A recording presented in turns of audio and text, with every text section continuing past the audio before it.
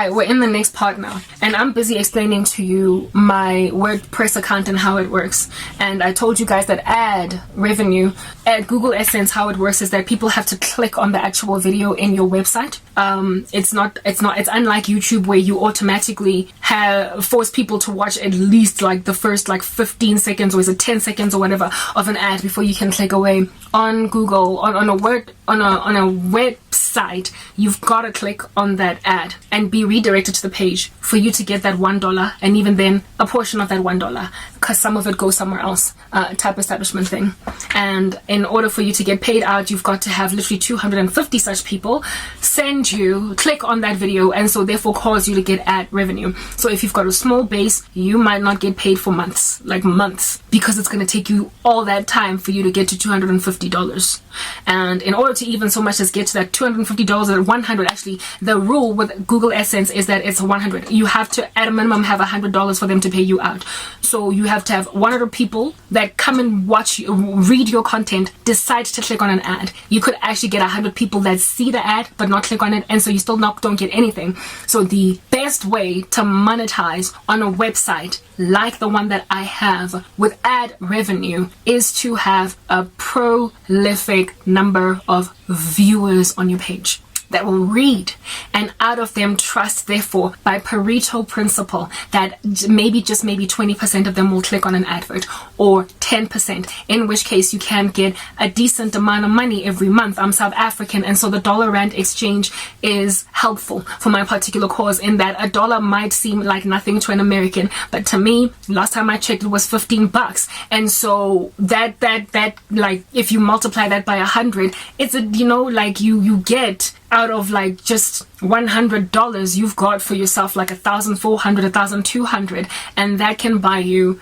like your groceries, not groceries, sorry, but your toiletries and some cinnamon and some ginger and whatnot. You can, like in my particular life, it would be a small little viewership to make sure that I don't need to ask anybody to buy me tampons, if you know what I mean.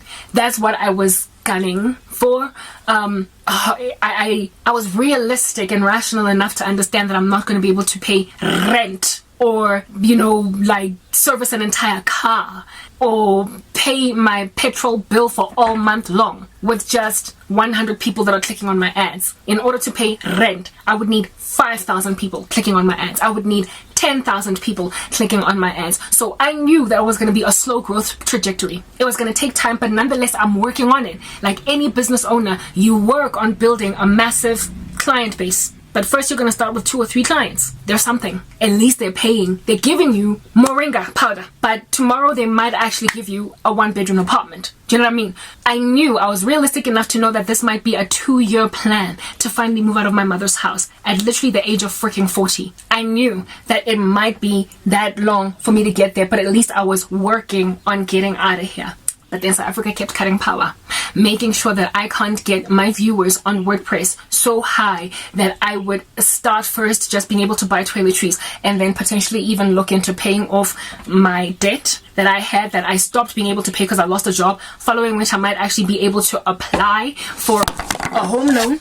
And so move out, like buy a house and be viable and what have you, because right now I'm just so underestimated. Do you understand, you guys? My phone fell off because it's chilling on a bum of a charger. I apologize for that. I'm so underestimated right now that men look at me as this thing, as like you just throw things at me.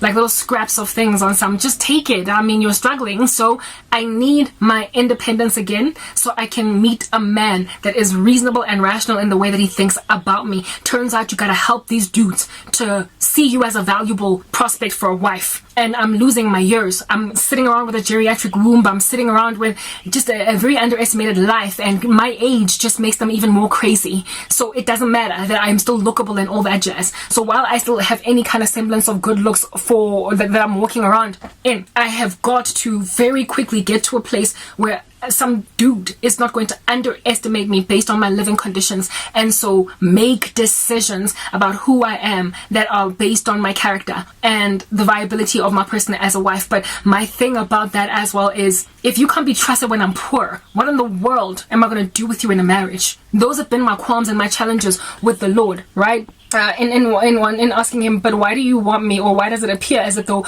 I gotta go and get my own before some dude marries me? Why? Because if a dude is unreliable in my current state, how in the world am I supposed to trust the bugger when he finds me kind of independent again? Anyway, let's move past all that stuff, right? I am working towards some kind of a semblance of a normal life. Like, more than anything, for me, a normal life in the future is not where I'm just working in isolation, living in some 1 or 2 bedroomed house. Now I've been freed from the tyranny of being dependent on my mom. That's not for me a normal life. A normal life is I'm a mom and I'm a wife and I go to a church and I volunteer and I write, creatively. I do YouTube videos, but I've got an overarching life. On Christmas, I spend it with family members. That for me is a normal life. I am literally gunning for that. And there is no way that it appears, there is no way that I'm ever going to get there. At the back of her house in a shack. I am trying to get myself to some kind of a viable position that I might have a viable future, because people have shut me out of such a future as that. I'm trying to get to a place where I don't even need YouTube and I don't need any mainstream social media platform to pontificate me, because I have grown for myself a nice little base on my own website that I have to keep on buying the domain of every year, or I could buy a lifetime domain by just spending a couple more dollars on it. But I first gotta make those dollars. That's my situation. Do you understand? And South Africa has prevented me from starting to grow a base on my YouTube, on my WordPress. And the sad thing is, it's only 1 year's worth of a license that I have. And when it expires, I'm back to that domain where I can't upload videos. I can't do anything special on it. And so I'm back to now relying still on YouTube again. So I've literally got a window of 1 year to make my website viable, to grow it, to get it to a point where people are coming to me, whether or not they're going to YouTube, whether or not they found me on YouTube. But I can't even get started. But what did God do? I can't say that enough. The Lord goes before. Christ does not forsake his disciples. YouTube, this is why you're arrogant. He got my mom to install solar panels in the house, and yet they're yet to come. It's probably going to happen sometime in the middle of Jan, or maybe end of January. But the guys are going to rock up, install solar power. And so I'm finally going to be able to type without worrying about time.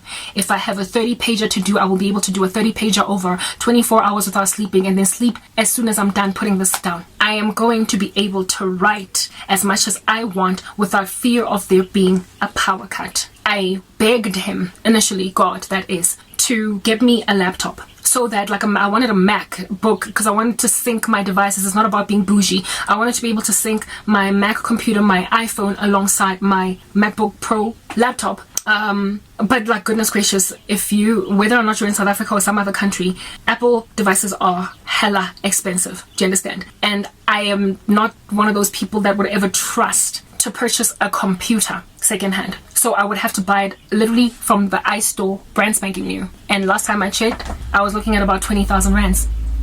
Literally, perhaps maybe slightly less than that, maybe 18, 19,000 rands, but rounded off to the nearest 10, I'm looking at about, to the nearest 1,000, I'm looking at about 20,000 rands to buy a laptop. When am I ever going to raise that much money without wanting to use pockets of what I might have raised to get basic things like tampons? I'm going to keep on eating into whatever it is that I try to save, because I don't have a constant stream of money coming in. Every so often I get a person helping me out for a month, but that's just literally just that, a month. And afterwards, I can't just hold on to money that I need because I've got immediate needs, to understand, hoping that I will then be able to supplement that money with another person that decides to help, another. And for me, it's I can't wait. So I would need either a once-off donation of 20,000 rands, or I have to raise it by earning $100 little in my WordPress account over a year to finally be able to buy a laptop.